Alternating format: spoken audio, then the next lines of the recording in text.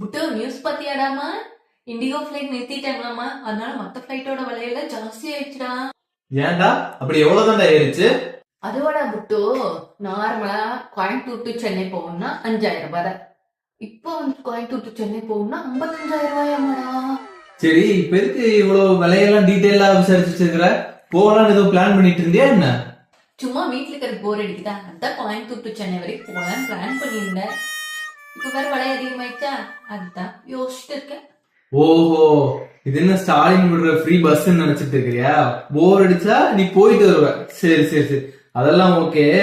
பிளைட்ல போனா உனக்கு பாஸ்போர்ட் தேவையா இல்லையான்றது உனக்கு தெரியுமா? என்னடா கிரிக்கெட்ட பேசுற?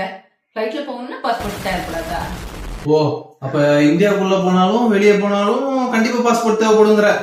இப்ப நீ கார்ல போற, நீ வந்து தமிழ்நாட்டுல போனாலும் பெங்களூர் போனாலும் லைசன்ஸ் தேவைப்படுதுல, அதே மாதிரிதான். எப்பா சாமி, நல்லா இருக்குப்பா உன் டீட்டெயிலு.